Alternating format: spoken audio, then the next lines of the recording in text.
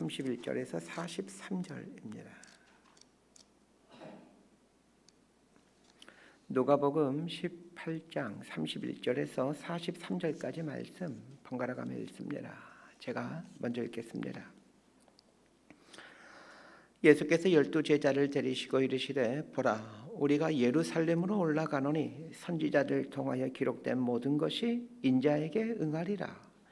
인자가 이방인들에게 넘겨져 희롱을 당하고 능욕을 당하고 침뱉음을 당하겠으며 그들은 채찍질하고 그를 죽일 것이나 그는 3일 만에 살아나리라 하시되 제자들이 이것을 하나도 깨닫지 못하였으니 그 말씀이 감추었으므로 그들이 그 이르신 바를 알지 못하였더라.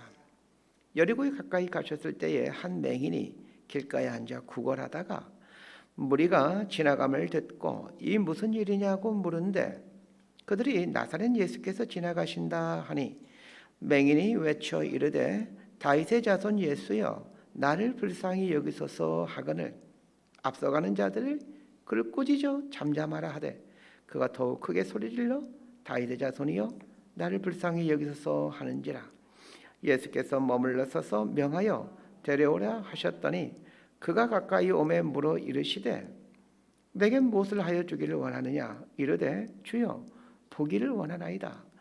예수께서 그에게 이르시되 보라 내 믿음이 너를 구원하였느니라 하시매 43절 함께 읽습니다. 곧 보게 되어 하나님께 영광을 돌리며 예수를 따르니 백성이 다 이를 보고 하나님을 찬양하니라. 아멘. 오늘 본문의 등장인물은 맹인 거지입니다.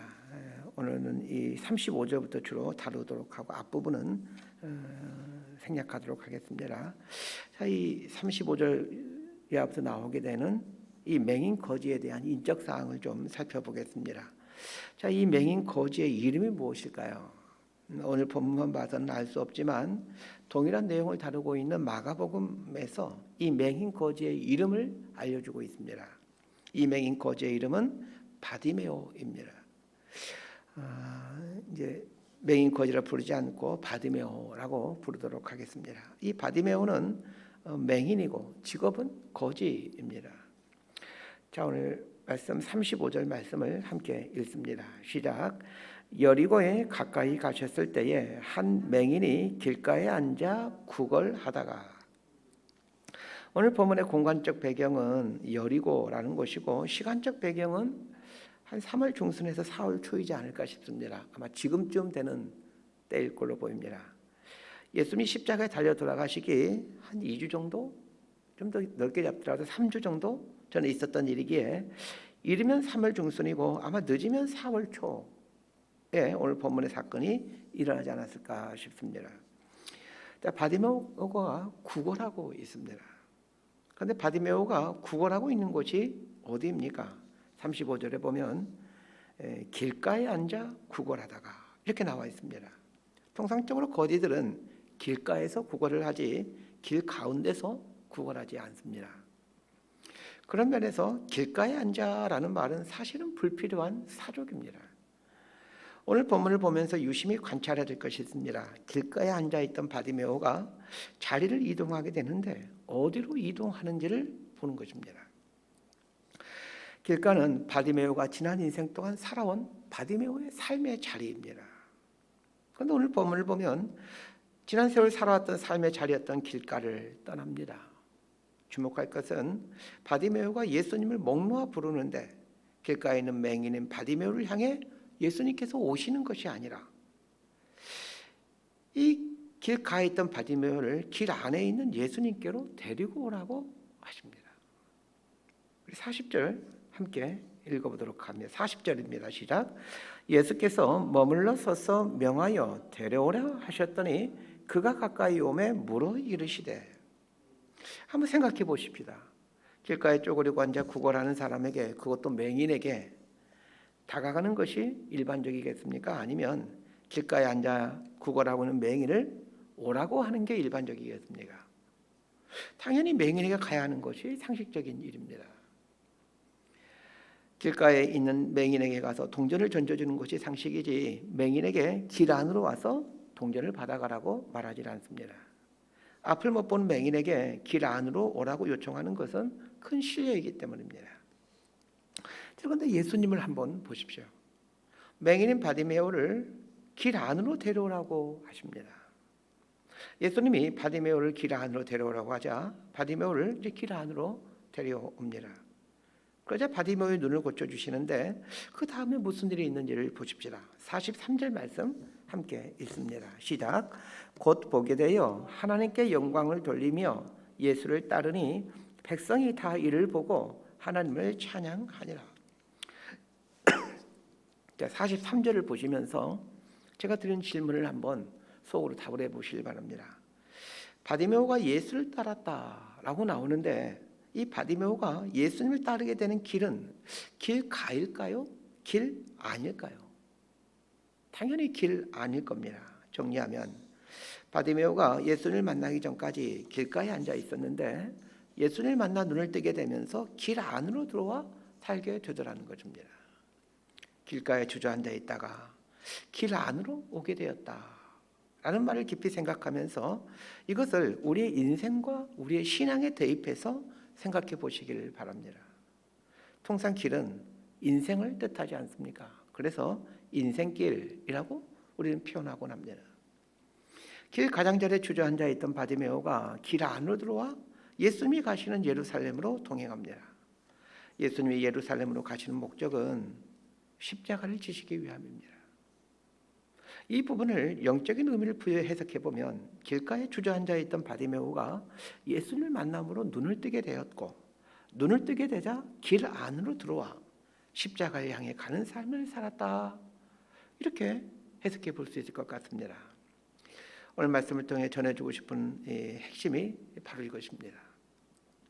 맹인인 바디메오가 길가에 앉아 구걸하는 삶을 살고 있을 때 그는 하나님을 모르는 사람이 아니었습니다.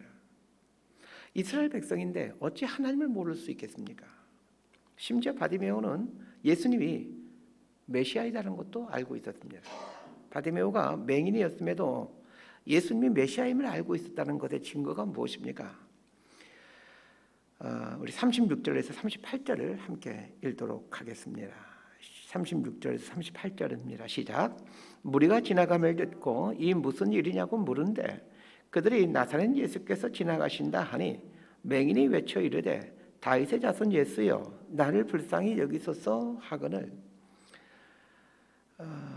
바디메오가 여리고 길가에 앉아 구걸을 하고 있는데 큰 무리의 사람들이 지나가는 소리를 듣고는 사람들에게 묻습니다. 이게 무슨 일이냐라고 말입니다.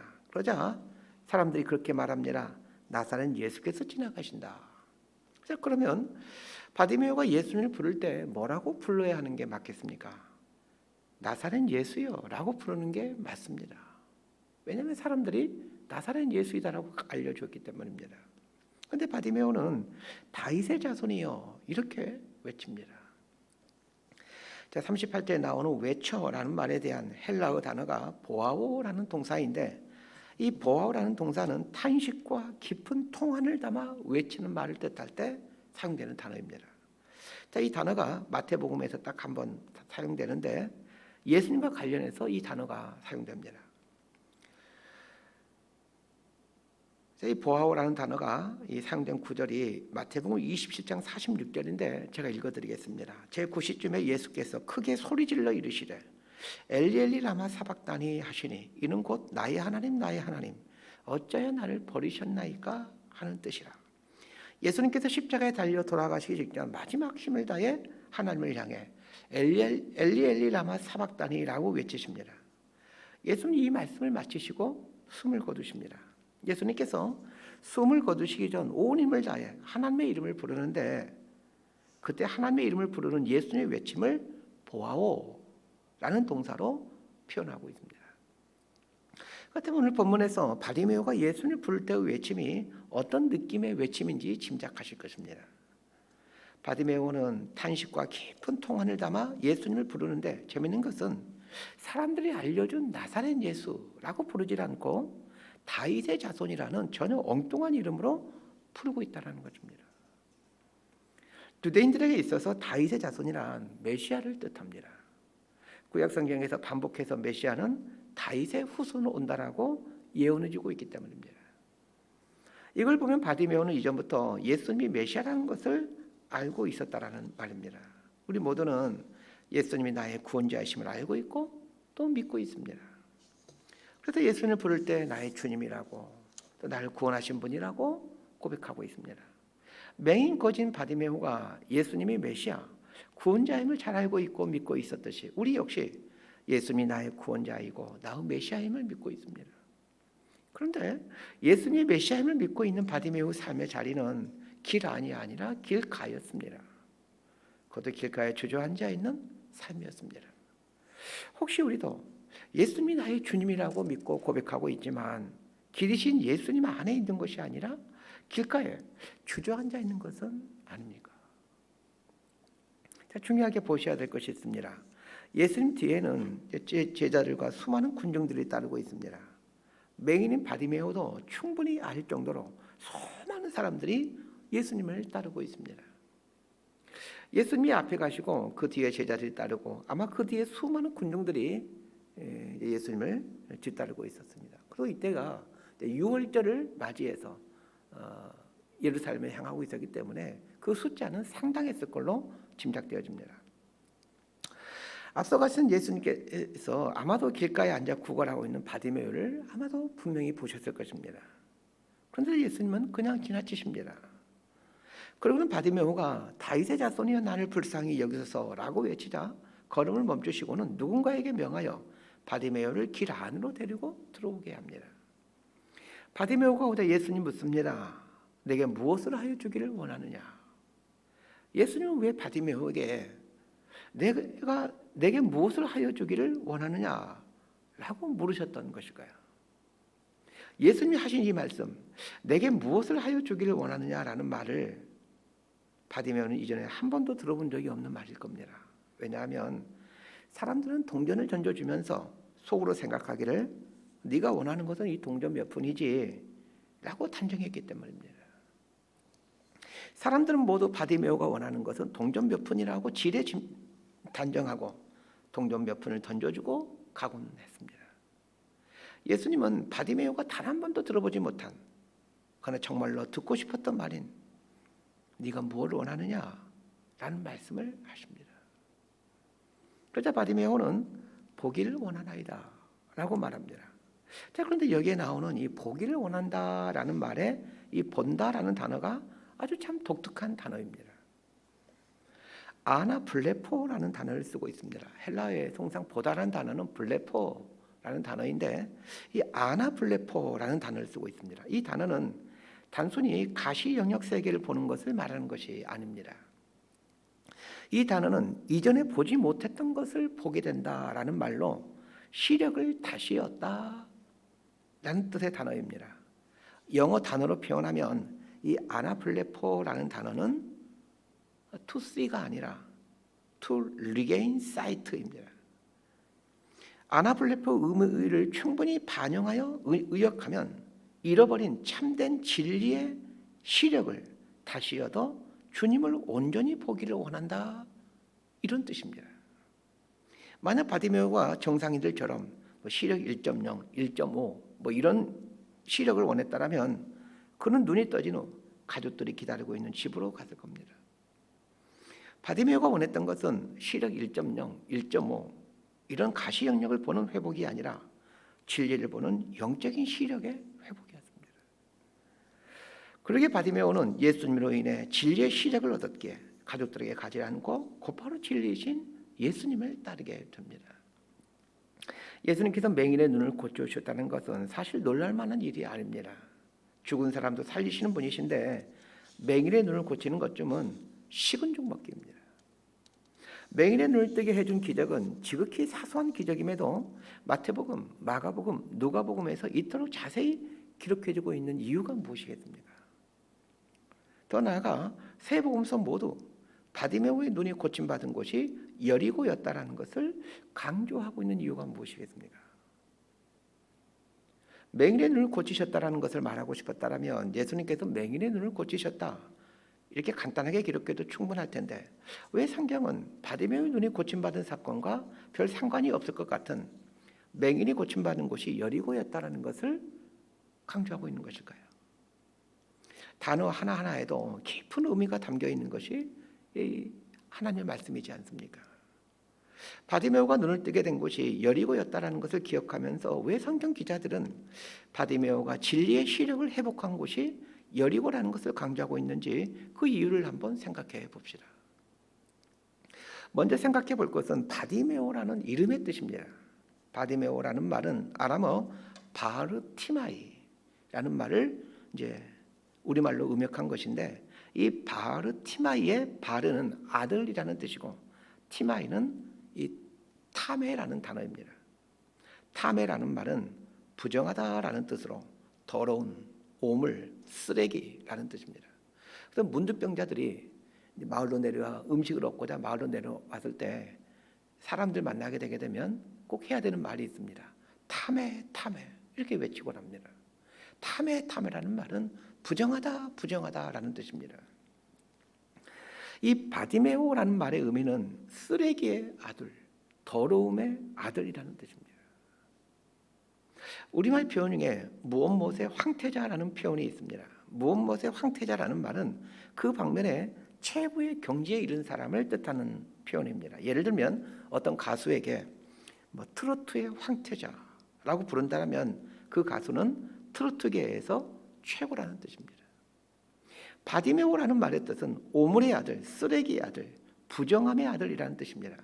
이 말 그대로 바디메오는 아무짝에도 쓸모없는 쓰레기 같은 인간이었습니다.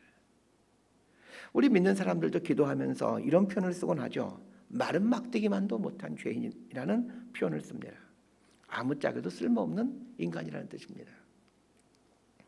그렇다면 우리 역시 아무짝에도 쓸모없는 쓰레기만도 못한 바디메오 아닙니까? 그래서 오늘 본문에 등장하는 이 바디메오의 인생을 묵상하다 보면 바디메오는 성경을 읽고 있는 우리 자신들을 뜻한다는 것을 알게 됩니다. 예수를 믿는다 하지만 진리의 길 안으로 들어오지 못하고 길 언저리에 주저앉아 구걸이나 하는 쓰레기 인생인 내 자신을 보았으면 합니다. 그런데 바디메오가 예수님을 만나 새로운 눈으로 회복하게 된 곳이 여리고라는 곳입니다. 여리고의 별명이 종려나무 성읍입니다. 또 하나의 별명이 있는데 향기나는 도시라는 별명입니다. 이 여리고에 대한 히브리어 발음이 예리호인데 향기라는 뜻인 레하흐라는 발음과 비슷하여 사람들은 여리고를 레하흐, 향기나는 도시라고 부르곤 했습니다. 여리고라는 도시가 낙원과 같은 곳인데 이곳에 중요한 특징이 있습니다. 여리고의 고도는 마이너스 250m입니다. 물보다 이 해수면보다 250m나 낮은 곳에 있습니다. 그래서 지구상에서 가장 낮은 도시로 알려져 있습니다. 여리고는 각종 나무와 과일과 꽃이 만발한 곳입니다. 그 이유가 무엇이겠습니까? 해수면보다 250m나 낮은 곳에 있기 때문입니다. 물보다 250m나 낮은 곳에 있기에 요단강의 물들이 낮은 여리고로 흘러들어 각종 나무와 과수와 꽃을 만발하게 해줍니다. 바디메오라는 이름과 여리고라는 이름을 한번 곰곰이 비교해 보십시오. 쓰레기의 아들이라는 뜻의 바디메오와 향기나는 도시라는 여리고는 정반대의 의미를 갖고 있습니다. 왜 바디메오는 향기나는 도시인 여리고에서 이 쓰레기의 아들, 오물의 아들로 살아가고 있었습니까? 하나님을 모르기 때문이었습니까? 그렇지 않습니다. 예수님을 모르기 때문입니까? 그것도 아닙니다. 예수님이 메시아임을 분명히 알고 있고 또 믿고 있었습니다. 향기나는 여리고에서 쓰레기 아들로 살아가는 이유는 길이신 예수님 안으로 들어오질 않고 길가에 주저앉아 살고 있었기 때문입니다. 예수님은 모든 인간에게 향기나는 도시인 여리고의 삶을 살기를 원하지만 그러나 정작 인간은 길이신 예수님 안으로 들어오려고 하지 않게 악취나는 쓰레기의 삶을 살아갑니다. 그러나 악취나는 쓰레기 같은 인생에게도 희망이 있습니다. 바디메오가 예수님을 만나 처음으로 하는 말이 보기를 원하나이다 라는 말이었습니다. 이 말은 단순히 가시 영역 세계를 보는 것을 말하는 것이 아니라 참된 진리를 보는 눈을 회복하고 싶다라는 의미라고 설명해 드렸습니다. 오늘 우리가 열망해야 될 것이 있다라면 이 바디메오처럼 참된 진리를 보는 눈에 대한 간절함입니다. 참된 진리를 보는 눈을 갖게 되면 예수님을 따르는 것에 주저하지 않습니다. 바디메오가 진리를 보는 눈을 회복한 후 가장 먼저 한 일은 길이신 예수님을 따르는 것이었습니다. 바디메오가 맨 처음에 있었던 길가나 나중에 있게 된 길안은 거리상으로는 고작해야 몇 미터 정도밖에 떨어져 있지 않을 뿐입니다. 그러나 길가와 길안은 천지 차이입니다. 바디메오라는 이름의 뜻과 여리고라는 이름의 뜻처럼 길가와 길안은 아주 가까이 보이지만 전혀 다른 길입니다. 말씀 정리합니다.